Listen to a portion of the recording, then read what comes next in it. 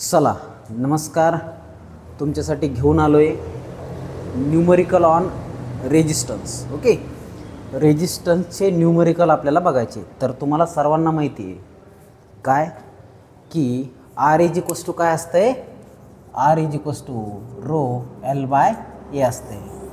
Wear R is the resistance in ohm, rho is the specific resistance, L is a length and A is a cross sectional area perpendicular to direction of flow.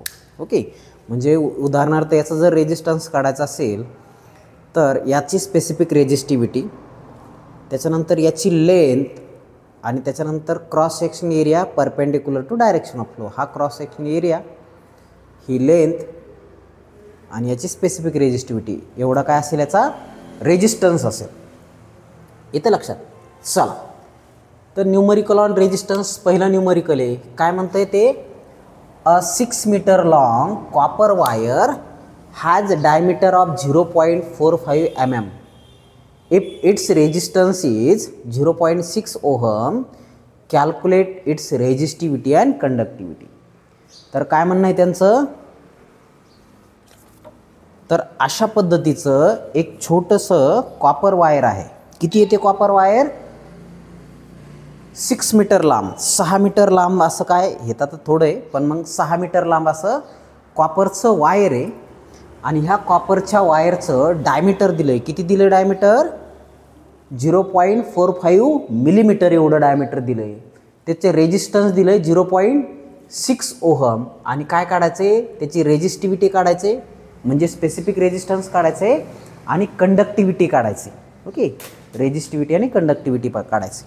चला तर बघा, कोणताही numerical आला की सगळ्यात पहिले given लिहायचं. Given लिहायचं म्हणजे काय काय दिलेलं आहे. तर काय दिलेलं आहे, a 6 metre long copper wire. तर लेंथ दिली 6 मीटर, लेंथ किती आहे 6 मीटर. त्याच्यानंतर diameter of wire 0.45 mm, diameter दिलं 0.45 mm. मग रेडियस किती असेल, diameter by 2, radius is equals to D by 2 is equals to 0.225 into 10⁻³ metre. आता हे मिलीमीटरचं मीटरमध्ये कन्व्हर्जन केलं आहे. ओके, त्याच्यानंतर R is equals to 0.6 ohm. R किती दिलं आहे, 0.6 ओहम दिलं आहे. आणि स्पेसिफिक रेजिस्टिव्हिटी आणि कंडक्टिव्हिटी काढायची.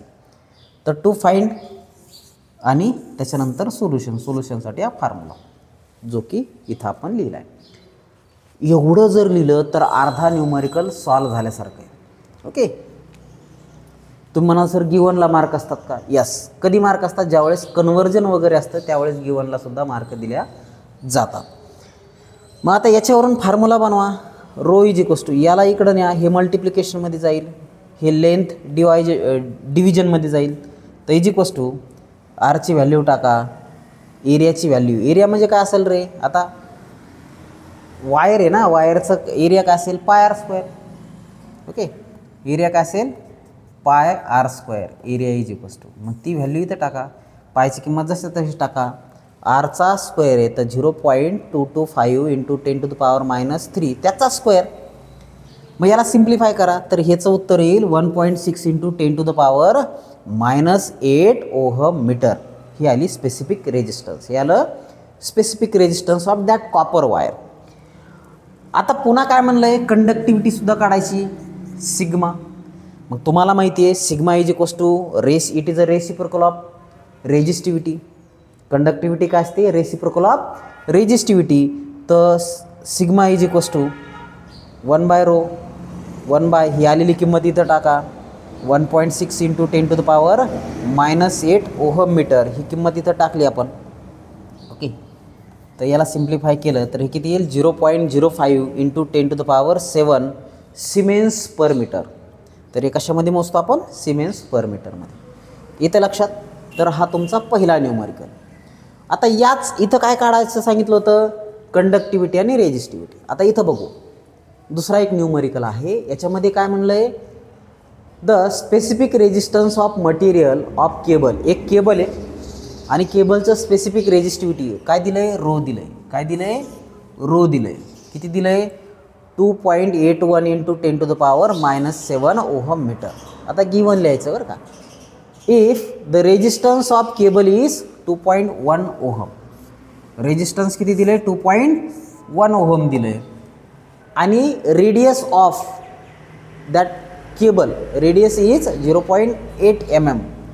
तर 0.8 mm ची रेडियस दिली, तर मग याला मिलीमीटरचं मीटरमध्ये कन्वर्ट करण्यासाठी 0.8 इंटू 10⁻³ घ्यावा लागेल.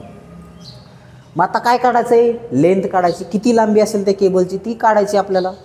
तर सोल्युशन परत तोच formula, R is equals to ρl/a. तर L is required to find out. Okay, L is required to find out. मग Lचा फॉर्म्युला काय बनेल? याला इकडे घ्या, RA डिवायडेड बाय रो. याला सिम्प्लिफाय करा, Rची किंमत टाका. त्याच्यानंतर आता इथं परत एरिया काढायचा, πr². पाय जसं तसं ठेवा. R² म्हणजे काय? 0.8 इंटू 10⁻³ चा स्क्वेअर डिवायडेड बाय रोची किंमत टाकून द्या. ही आलेली किंमत, आलेली म्हणजे दिलेली. याला सिम्प्लिफाय करा, तर ही 15.03 मीटरचं केबल असेल. केबलची लांबी किती? 15.03 मीटर एवढी असेल. येते लक्षात? चला, समजलं असेल. चला नेक्स्ट न्यूमरिकल बघू आपण. Calculate the resistance of 60 metre length of wire. 60 metre length असलेलं वायरचं काय काढायचं आपल्याला? रेजिस्टन्स फाइंड आउट करायचं आहे. आणि त्याचा क्रॉस सेक्शनल एरिया दिला आहे. किती दिला आहे? 0.02 इंटू 10⁻⁻6 मीटर स्क्वेअर एवढा एरिया दिला आहे. आणि रेजिस्टिव्हिटीसुद्धा दिली. सगळं तर दिलेलं आहे. मग काय अवघड आहे? गिवन लिहा. लेंथ दिली, एरिया दिला आहे, रेजिस्टिव्हिटी दिली. मग R is equals to find out करायचा. R is equals to ρl/. रोच्या जागेवर याची किंमत टाका, रोची. Lच्या जागेवर 60 मीटरची लेंथ, एरिया जसा तसा टाकून द्या. याला सिम्प्लिफाय करा. 1050 ओहम, 1050 ओहम ही रेजिस्टन्स येईल. ओके, तर त्या वायरचं रेजिस्टन्स किती येईल? 1050 ओहम येईल. समजलं? तर या टाईपचे न्यूमरिकल तुम्हाला परीक्षेमध्ये 4 मार्काला विचारल्या जाऊ शकतात. ओके, तर त्याची तयारी करा. ठीक आहे, समजलं? So write down.